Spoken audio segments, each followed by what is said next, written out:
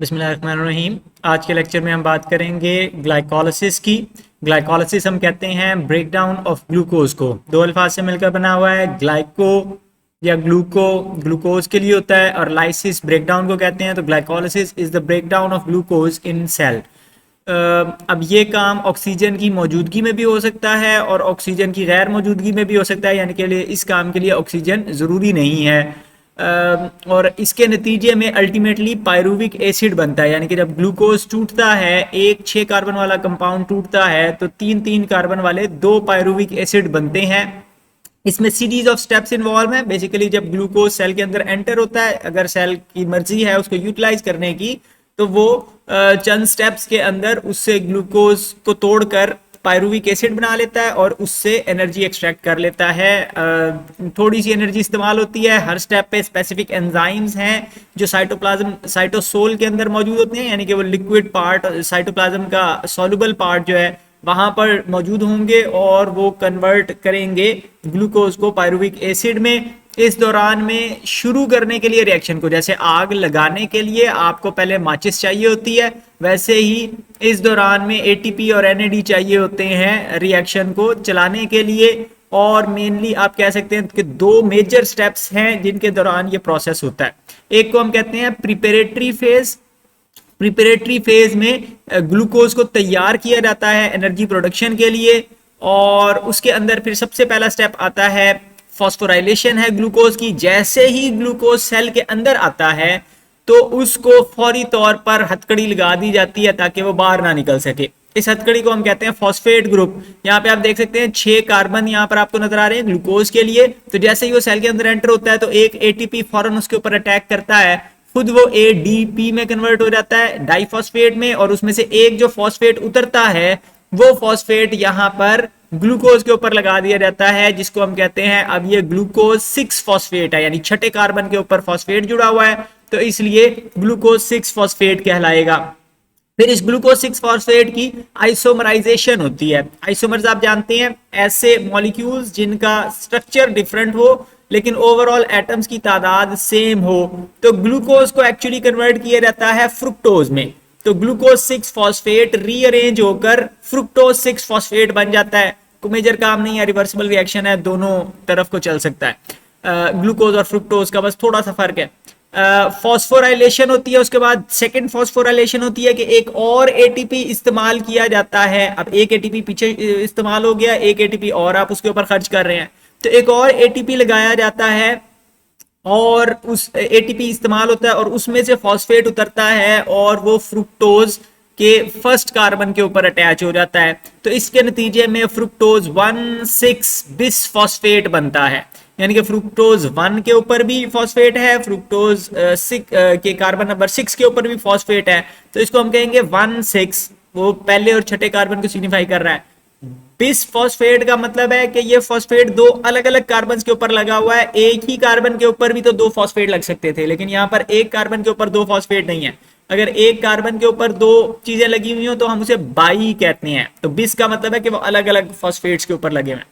तो हमारे पास fructose 1,6 bis phosphate आ गया। अब ये समझ लें कि आपके पास एक डंबल बन गया। डंबल आपने देखा हुआ, वो एक रॉड होती है और उसके दोनों तरफ वजन होते हैं जो आप एक्सरसाइज करने के लिए इस्तेमाल करते हैं। तो ये 6 कार्बन की चेन है और उसके इस तरफ भी फॉस्फेट ग्रुप है और उसके दूसरी तरफ भी फॉस्फेट ग्रुप है। और बेसिकली जब आप यूं समझ लें कि दोनों तरफ फॉस्फेट जब लगते हैं तो फॉस्फेट इतने हाई एनर्जी हैं, इतना ज्यादा उनके ऊपर वजन होता है कि वो मॉलिक्यूल दरमियान में से टूट जाता है। तो 3 कार्बन एक तरफ चले जाते हैं, 3 कार्बन दूसरी तरफ चले जाते हैं, तो 3 कार्बन वाले 2 कंपाउंड बनते हैं खुद ब खुद, ऑटोमेटिकली वो टूट जाता है।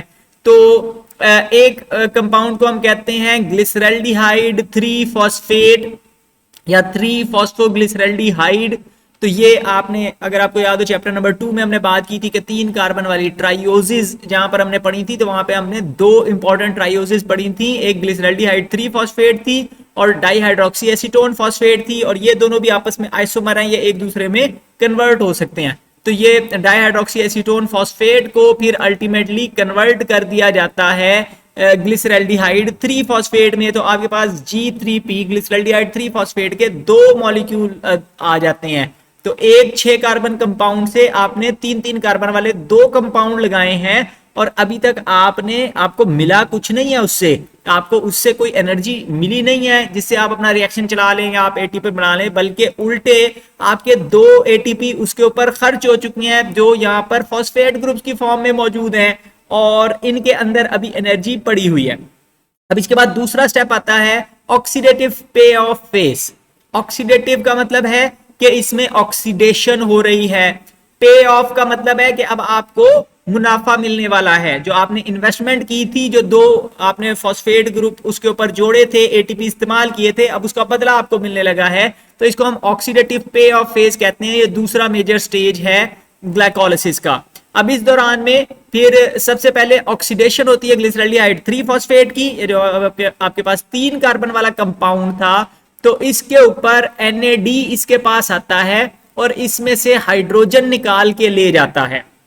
ठीक है जी, तो 2 हाइड्रोजन रिमूव कर दिए जाते हैं, NAD से NADH2 बनता है और NADH2 आप जानते हैं कि ये reducing power of the cell है, ये कहीं और पर जाकर एटीपी प्रोडक्शन का काम कर सकता है या किसी चीज को रिड्यूस कर सकता है, तो ये एक इंपॉर्टेंट कंपाउंड है। तो चलें, ये हमें मिल गया, फायदा हो गया।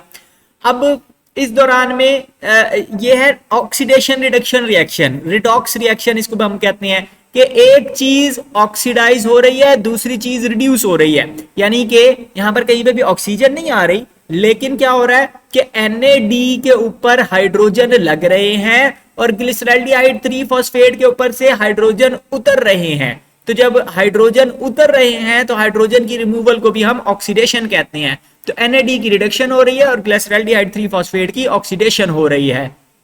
फिर फॉस्फेट ग्रुप, अब इसी दौरान में एक फॉस्फेट भी यहां पर आ जाएगा और वो फॉस्फेट इसके ऊपर, मतलब इनऑर्गेनिक फॉस्फेट, जो एक एटीपी कभी कहीं टूटा था, वो सेल के अंदर फिर रहा था, उसकी एनर्जी निकल चुकी है, तो एक फॉस्फेट भी उस पे से उतरा था, तो वो सेल में कहीं पे घूम फिर रहा है, तो वो आकर इसके ऊपर जुड़ जाता है, इस कंपाउंड के ऊपर जुड़ जाता है, तो 1,3 बिसफॉस्फोग्लिसरेट बनता है। यानी कि अब फिर वही कार्बन नंबर 1 के ऊपर और कार्बन नंबर 3 के ऊपर 1,3 बिसफॉस्फोग्लिसरेट बनता है। अब चूंकि आपके पास 3-3 कार्बन वाले 2 कंपाउंड थे, तो यहाँ पे हमने 2 लिखा हुआ है, यहाँ पर 2 NAD से NADH2 बन रहे हैं और 2 फॉस्फेट ग्रुप ऐड हो रहे हैं और 1,3 बिसफॉस्फोग्लिसरेट बन रहे हैं। तो ये भी एक एनर्जी यील्डिंग प्रोसेस है कि आपने लो एनर्जी वाले फॉस्फेट को हाई एनर्जी वाले फॉस्फेट में कन्वर्ट कर लिया है। ये दूसरा फॉस्फेट ऐड हुआ है, ये हाई एनर्जी है, इसको आप एटीपी बनाने के लिए इस्तेमाल कर सकते हैं।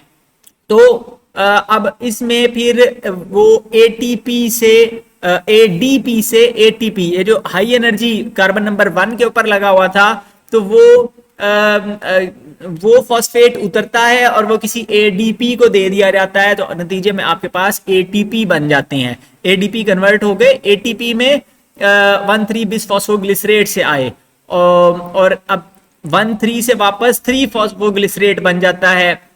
3 कार्बन है हमारे पास और उन 3 कार्बन में से तीसरे कार्बन के ऊपर फॉस्फेट ग्रुप लगा हुआ है, तो इस तीसरे कार्बन पे से फॉस्फेट ग्रुप उतार कर दूसरे कार्बन के ऊपर लगा दिया जाता है, तो हमारे पास 2 फॉस्फोग्लिसरेट बनता है। सिर्फ एटम्स की रीअरेंजमेंट हुई है, आइसोमराइजेशन कह लें उसको भी, और फिर उसके नतीजे में फॉस्फोइनोल पाइरुवेट बनता है। उस दौरान में वाटर का मॉलिक्यूल भी रिमूव हो जाता है।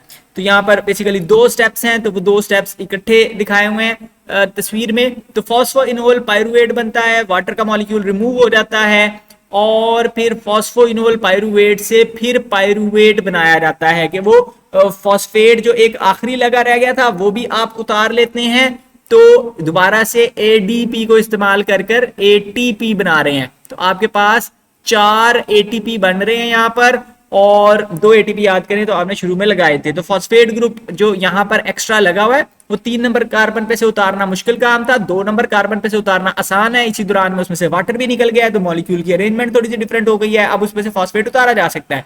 ये फॉस्फेट भी हाई एनर्जी फॉस्फेट है क्योंकि ATP से हमने से लिया था, और ये अब उसी ADP को फॉर एग्जांपल वापस दे दें और ATP आप वापस अपना हासिल कर लें।